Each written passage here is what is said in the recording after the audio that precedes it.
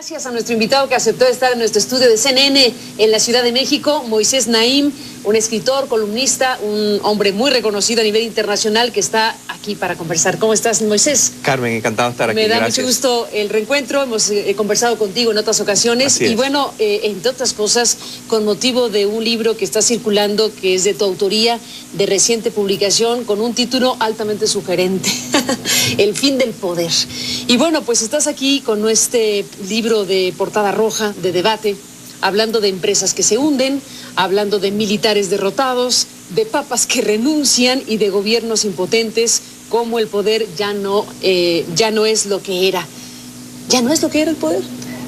No, el tema central del libro es que el poder se ha hecho más fácil de obtener, mucho más difícil de usar y más fácil de perder, es más perecedero.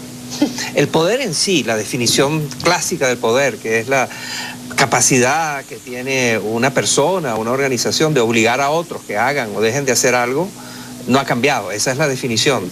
Lo que ha cambiado es que obtener la capacidad de obligar a otros a hacer o dejar de hacer algo se ha hecho más fácil, pero luego se pierde más rápidamente. A ver, ¿por qué más fácil, Moisés? Por una cantidad de fuerzas que van desde la tecnología a la demografía, de las actitudes y expectativas de la gente al tamaño de las cosas y de las conexiones y de las transformaciones geopolíticas. En fin, hay una gran cantidad de factores que hace que los escudos que siempre han protegido a los poderosos sean menos protectores. ¿Más fácil de obtener vía democrática? Por todas las vías.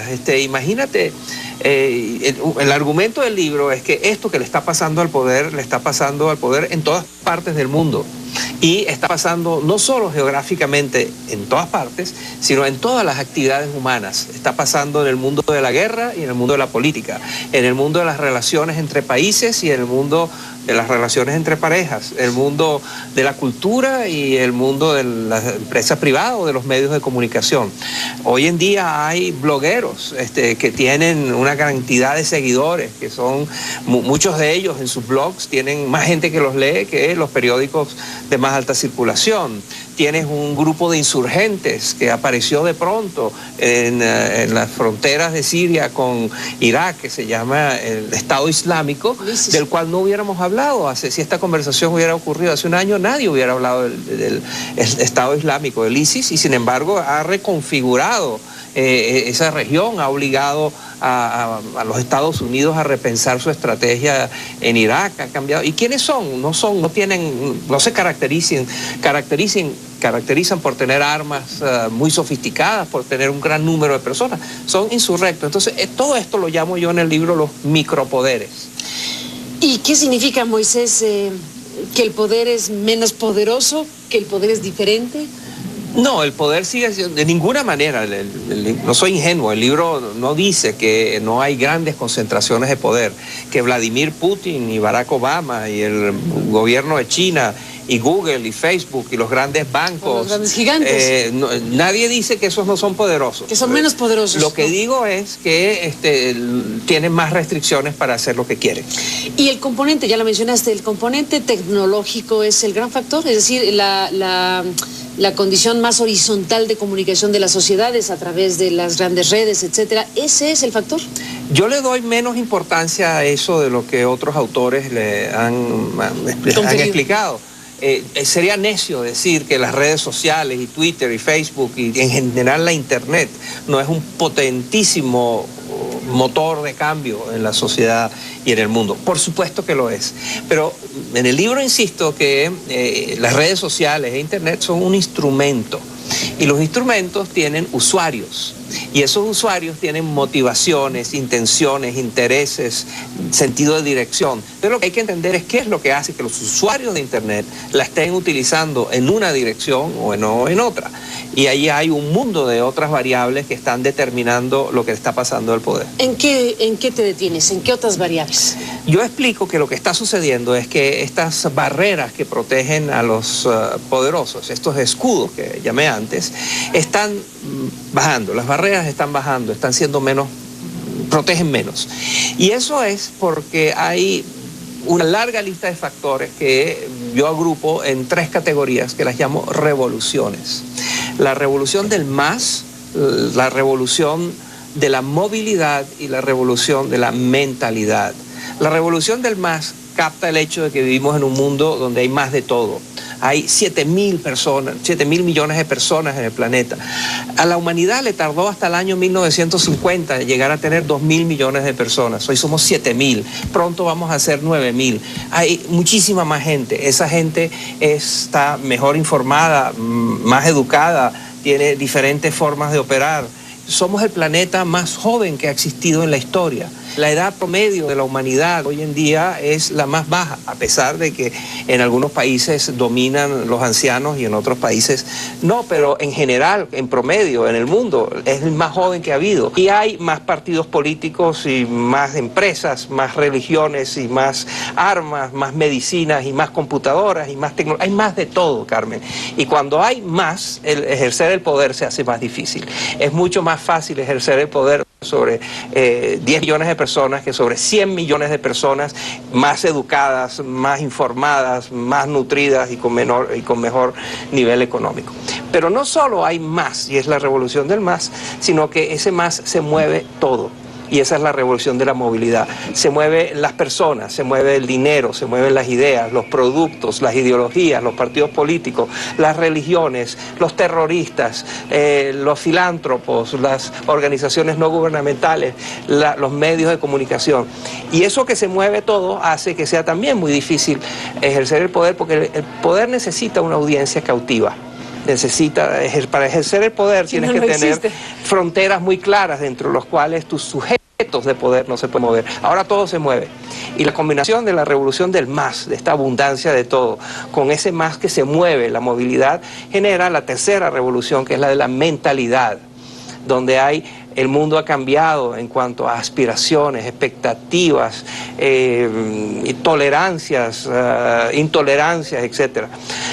La Universidad de Michigan desde hace ya décadas hace una encuesta que se llama la encuesta de los valores del mundo, y donde entrevista y encuesta lo que ellos dicen que es una muestra representativa que capta algo así como el 80, el 90% de la humanidad.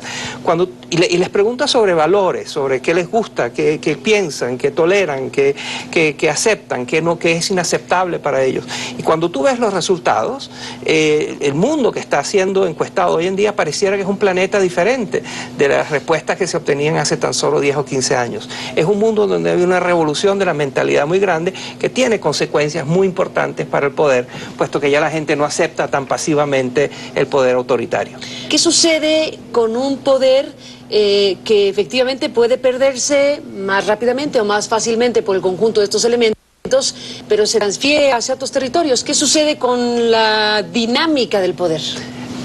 Las tendencias que describo en el libro son buenas noticias, son cosas positivas.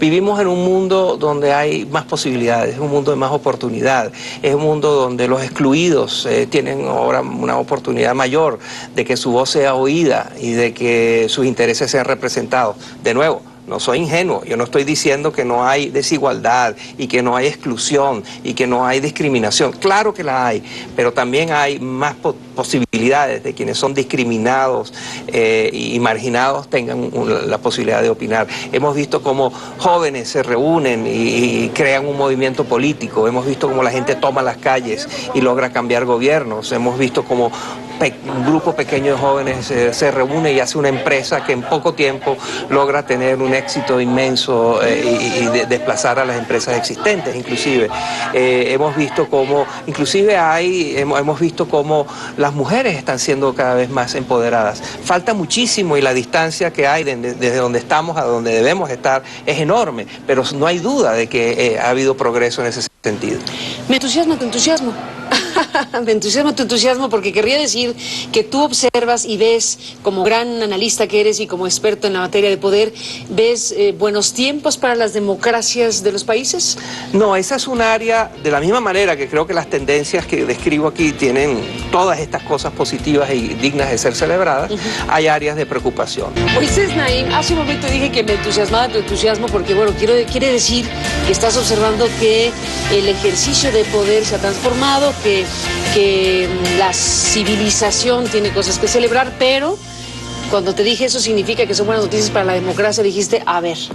Ese es un área de preocupación, Carmen, porque lo que está sucediendo, lo que estamos viendo con las democracias, es que esta proliferación de micropoderes está generando situaciones en las cuales hay muchos nuevos protagonistas que tienen el suficiente poder para bloquear las cosas, pero nadie tiene el poder de imponer un orden, una manera de funcionar, una estrategia de desarrollo, una visión de país.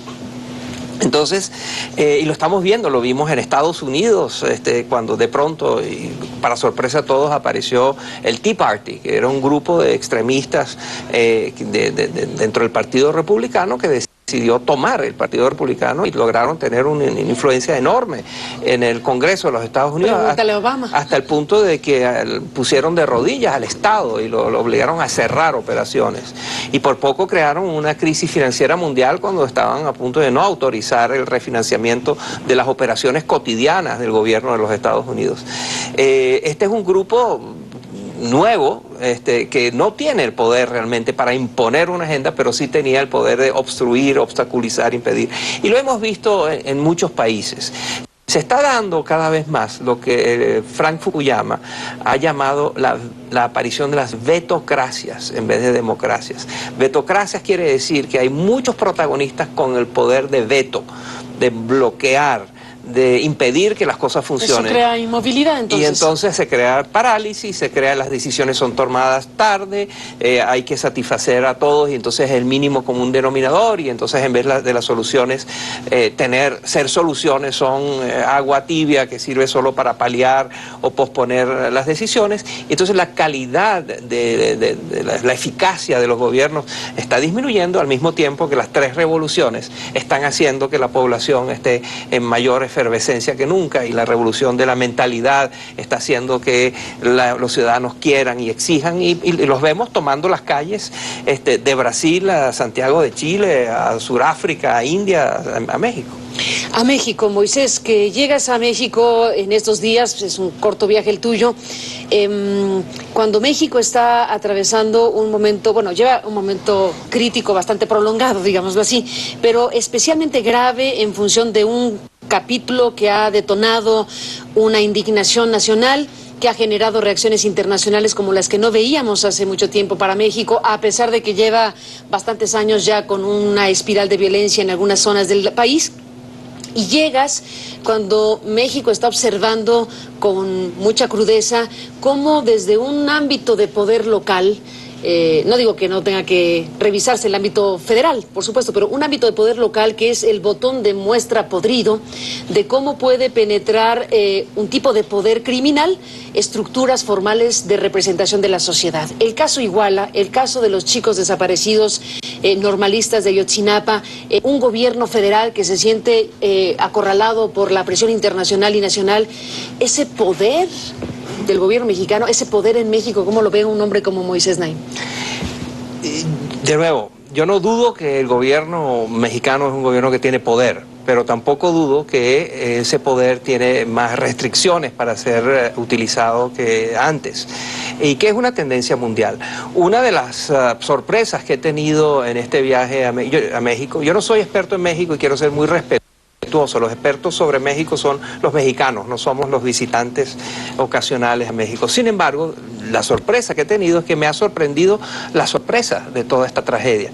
Es una tragedia... ¿Me sorprende la sorpresa? Me sorprende la sorpresa porque es una tragedia, por supuesto, que te sacude, es inenarrable, es horrible. Sin embargo, si yo te dijera, mira, lo que esto está mostrando es que hay grupos, bandas criminales sanguinarias, asesinas, que operan más o menos libremente dentro de unos estados en México, que hay mucho dinero de por medio, que hay mucha corrupción de por medio y que las autoridades, los gobernantes locales están de alguna manera implicados en todo esto. Si tú hubieras dicho eso, o sea, ¿qué es de lo que te acabo de decir, de estas cosas que los mexicanos no sabían hace 10 años? Nada, todo lo sabíamos, todo estaba ya presente. Entonces, la perplejidad para un visitante es, dice, ¿pero qué es lo que saben hoy que no sabían hace 10 años? quizás es la gota que derramó el vaso, quizás es la indignación de ver, quizás el ya basta, ¿no? De que ya, sí lo sabíamos, pero ya no lo queremos saber más y queremos que se haga algo. Quizás es una sociedad... ¿Cruzaron la línea roja? Es una sociedad en mucha crispación, es una sociedad que está perpleja ante los cambios que están por venir, etcétera. Yo no sé cuál es la explicación, pero ciertamente hay algo que está sucediendo con este incidente que ha tocado nervios muy específicos y muy importantes y ha motivado esta súbita, esta reacción de la sociedad, ¿no? En tu observación, Moisés, ¿cómo es que esa expresión de la ciudadanía en las calles reclamando a sus poderes tal o cual cosa influye realmente a la hora de ejercer los poderes? Muy poco, Carmen. Antes de entrar a procesos de represión, ni cosa que se le parezca. Muy poco, Carmen. Yo he escrito que una de las sorpresas, otra de las sorpresas a nivel mundial, es la desproporción que hay entre la energía que hay en las calles y las consecuencias sobre los cambios de política pública. Salvo algunos ejemplos, Ucrania es un ejemplo donde la gente se lanzó a la calle y tumbó un gobierno prorruso y se instaló otro. Ciertamente la primavera árabe, aunque eso tiene también sus bemoles, porque ahí tuvo una presencia militar, los militares tuvieron cierta importancia, pero en Túnez no, en otras partes no. Lo que quiero decir es que hemos visto en todas partes del mundo una energía en las calles, una energía política, de gente que no siente que los partidos políticos sirven para canalizar sus inquietudes y expectativas, una gente que siente que ya basta y que quiere que su voz sea oída. Sin embargo, esa energía política es como un motor que gira a altas revoluciones, pero que no está conectado con las ruedas. Entonces el motor gira, pero entonces terminan siendo marchas catárticas, siguen siendo marchas que expresan insatisfacción, frustración, pero que no terminan diciendo, y por lo tanto queremos que haya estos cambios en la política pública, o queremos que haya estas reformas concretas, y le vamos a dar seguimiento de una manera estructurada y organizada a eso. Eso requiere, el día después de las marchas, es más importante que el día de la marcha. ¿Qué pasa el día después que hubo una marcha donde llevaron a 100 millones de personas, bueno, 1 millón de personas que llenaron las calles? ¿Qué pasa el día después? ¿De quién se encarga de que esa energía tenga consecuencias concretas? Y allí lo que está pasando es que la conexión entre la energía política y las consecuencias tendrían que ser los partidos políticos, que como sabemos están desprestigiados, no les interesa, han dejado de ser el hábitat de los idealistas. Los partidos políticos no es el lugar donde un joven o una joven de 23 años que quiere cambiar el mundo va a participar. Más bien se mete en una organización no gubernamental que tiene un motivo único, que está en contra de la violencia doméstica, o lucha contra la pobreza, o lucha por el medio ambiente. Pero lo que los partidos políticos deberían tener es la capacidad de atraer nuevos talentos, nuevos jóvenes, nuevas formas de activismo social, y no lo logran.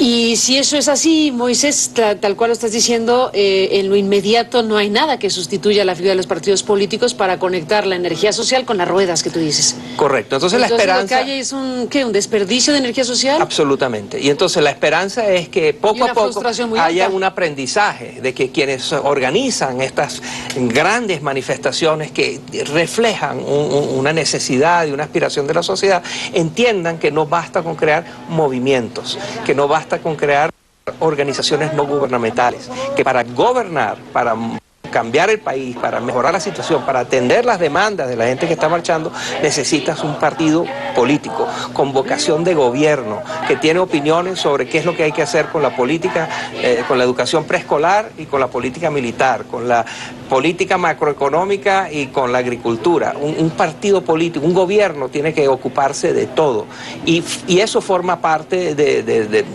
la realidad, y tiene que tener vocación de poder. Y la vocación de poder la tienen los partidos políticos, muchos de los cuales son despreciados, con muy buenas razones, porque son vistos como corruptos, oligárquicos, excluyentes, viejos, rígidos, centralizados, intocables.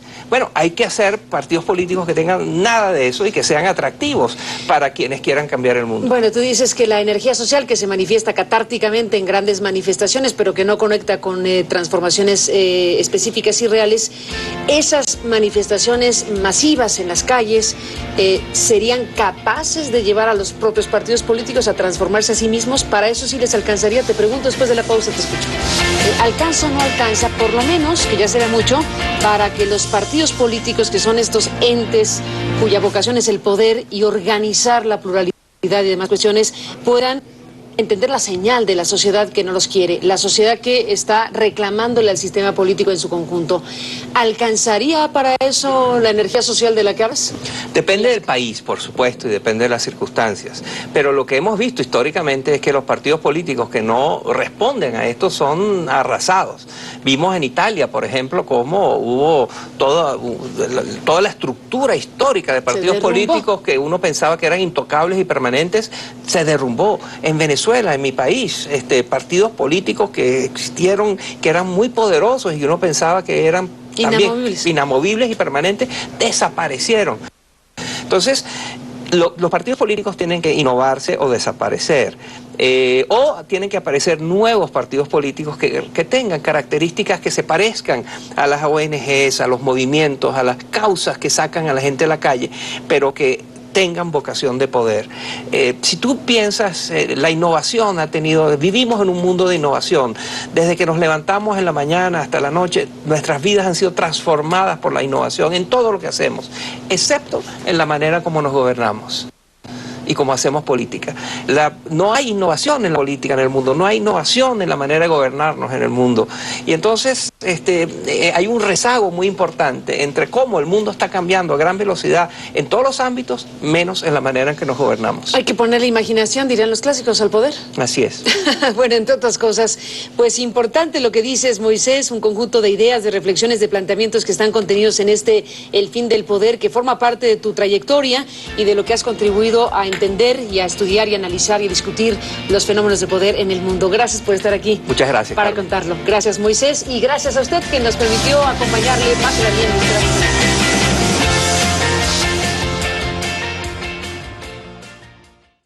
Pero también es muy legítimo intentar, por la vía de las elecciones, limpiar todo el mugrero que hay en las diferentes alcaldías.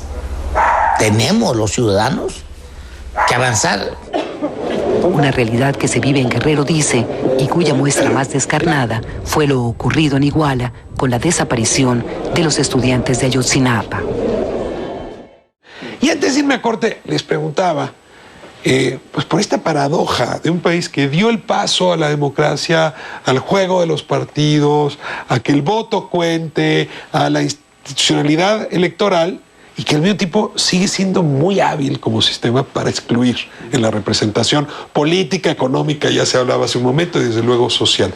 A ver, ¿la violencia puede también estar siendo síntoma de esta incapacidad de la democracia para procesar de otra forma sus dilemas? Sí, yo creo que unido a este déficit de legitimidad de los sistemas convencionales de participación política, entiéndase los partidos políticos, tenemos un déficit también muy importante en el acceso a mecanismos de justicia, que es un poco lo que comentaban hace un momento, respecto a la forma como el sistema procesa, investiga y determina la sanción de responsables de delitos, incluso en la definición misma de la política criminal del Estado, pero por otra parte también a acceder a mecanismos no convencionales de participación política, y me refiero en este sentido a el ejercicio de la protesta social.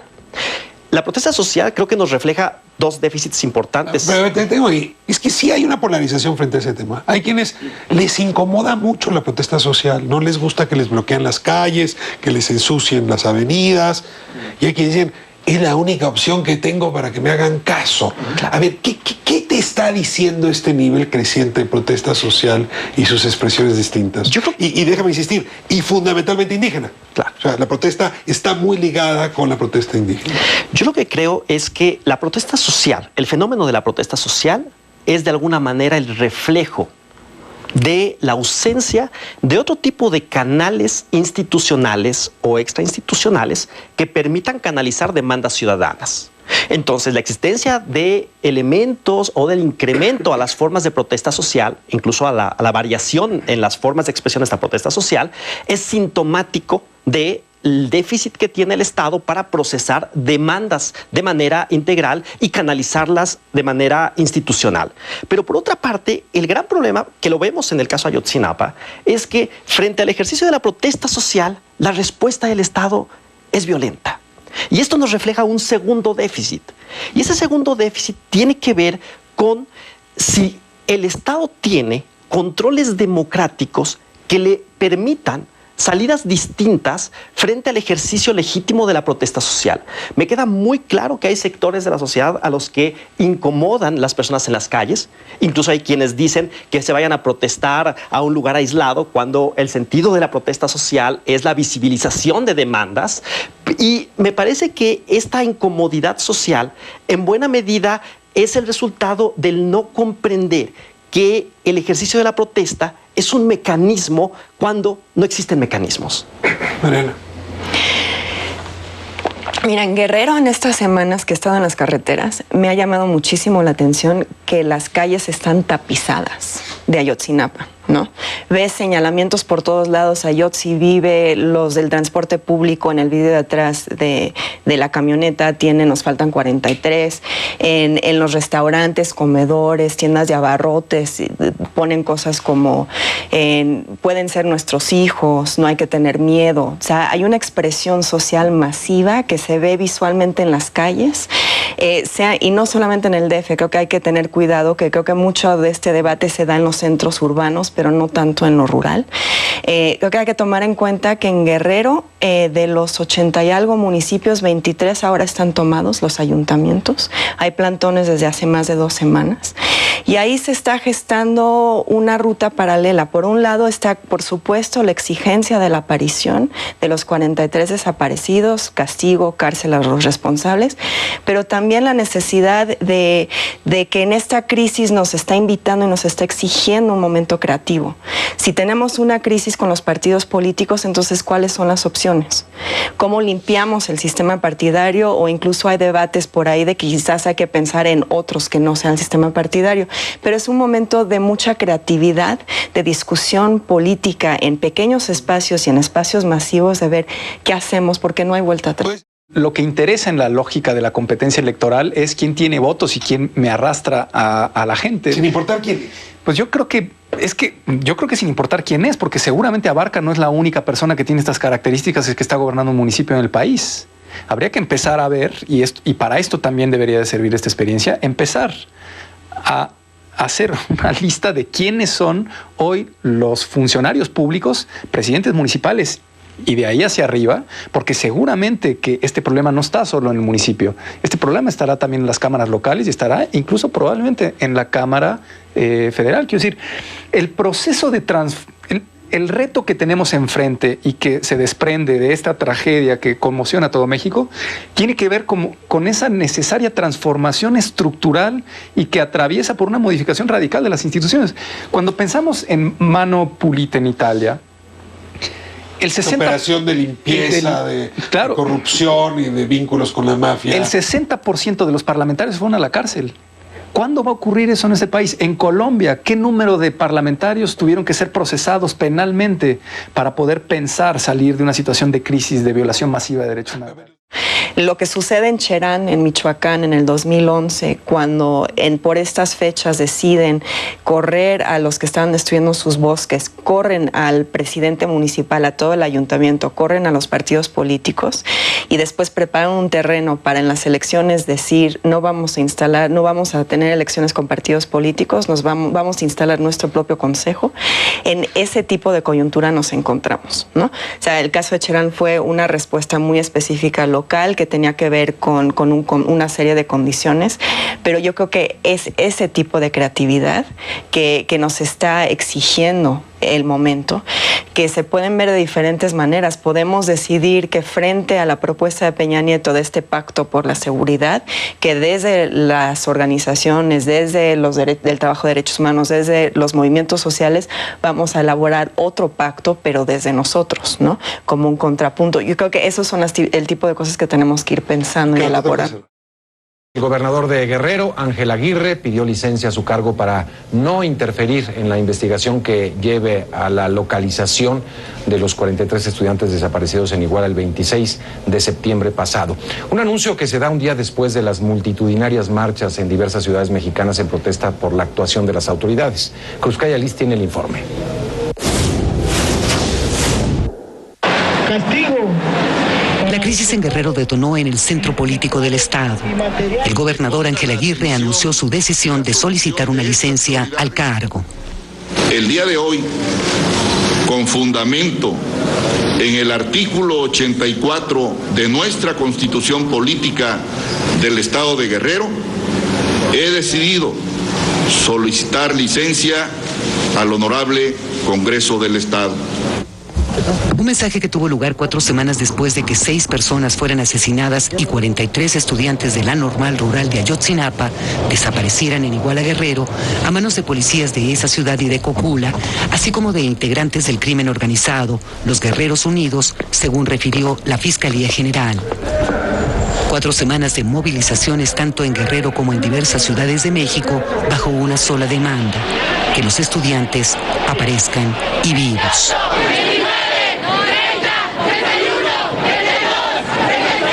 Bajo este clamor, la decisión de Aguirre de retirarse fue personal.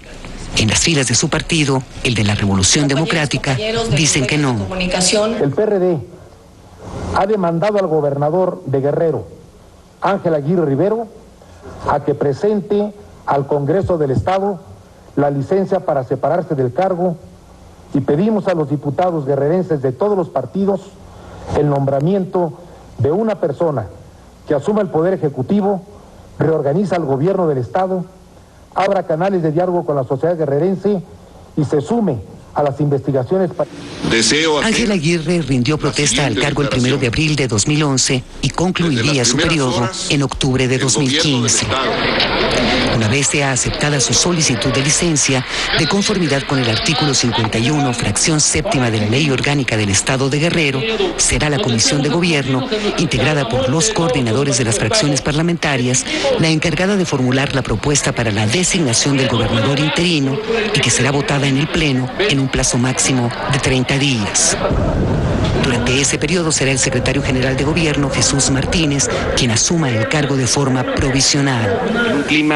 Horas antes del anuncio del gobernador de Guerrero, el presidente Enrique Peña Nieto se refirió de nueva cuenta al caso de Iguala y la ola de protestas que ha desatado. Que atentan, que el presidente de la República hace suyo este sentimiento de indignación, de rechazo y de consternación que ha provocado la desaparición de 43 jóvenes estudiantes de Ayotzinapa.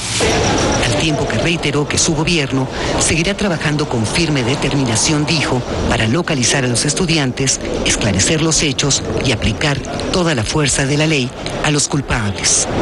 Cruzcaya Liz, CNN, Ciudad de México. Ahora toca al Congreso local analizar la solicitud de licencia del gobernador y comenzar un proceso para evitar un vacío de poder en el Estado. Vía telefónica, el diputado local en Guerrero, Omar Jalil, presidente de la comisión instructora, que nos va a aclarar un poco el proceso que va a comenzar, pues ya, ahora mismo, allá en Guerrero. Buenas noches, diputado, gracias por tomar esta llamada. Gusto en saludarle, Mario, a usted y a todo el auditorio. ¿Qué viene ahora en los tiempos políticos, digamos, en la jurisprudencia política, al tema, en la parte legal? En la ausencia del gobernador, la Constitución Política del Estado Libre y Soberano de Guerrero establece que cuando esta ausencia ocurra dentro de los 4 últimos años del periodo respectivo, el Congreso del Estado designará por el voto de las 2/3 partes el número total de sus miembros, un gobernador sustituto para que concluya el periodo. Y en tanto el Congreso nombra al gobernador interino o sustituto, como es el caso, el secretario general de Gobierno asumirá provisionalmente la titularidad del Poder Ejecutivo. concluya el mandato. No hay posibilidad de adelantar, digamos, el proceso de elección. No, de ninguna manera. Asimismo, la Ley Orgánica del Poder Legislativo del Estado de Guerrero, número 286, establece que la Comisión de Gobierno, en su fracción séptima, tiene que presentar una propuesta para la designación de gobernador interino o sustituto en los casos previstos en los artículos 84, 85 y 86 de la Constitución. Hoy por hoy, en ese momento, Ángel Aguirre sigue siendo gobernador constitucional del Estado con licencia. Todavía no se le acepta la licencia, ¿verdad? Estoy en lo cierto. Es correcto. Tendremos que sesionar, aceptarle la licencia, y una vez aceptada la licencia, entrará en funciones el secretario de Gobierno para, en tanto la propuesta de la Comisión de Gobierno no se presente ante el Pleno del Congreso del Estado de Guerrero. ¿Cuándo será esta sesión? Estaremos, consideramos que a partir de mañana podremos estar en condiciones de poder sesionar. Particularmente no nos han convocado a los diputados ni a las fracciones parlamentarias, pero consideramos que va a ser en el transcurso de las próximas horas. Finalmente le preguntaría, ¿cómo evitar que este tema se politice más de lo que ya está politizado también? ¿Qué perfil se elegiría para un sustituto del gobernador que hoy se retira, que hoy anuncia su pedida de licencia? Y ¿cómo evitar también que continúen estas manifestaciones, no solamente contra el gobernador, sino contra toda la clase política de Guerrero? Sin duda, la decisión de Ángel Aguirre Rivero dispensa la situación que prevalece en el Estado de Guerrero. Pero yo estoy convencido que, como lo dice nuestro presidente de la República, hay que profundizar en la investigación y hay que dar con el paradero de los 43 estudiantes de la Normal Rural Raúl Isidro Burgos que se encuentran desaparecidos. El clamor generalizado de la sociedad guerrerense y, en términos generales, de quienes conformamos la República es impere el Estado de Derecho, pero sobre todo que prevalezca la justicia y que se localice a los responsables.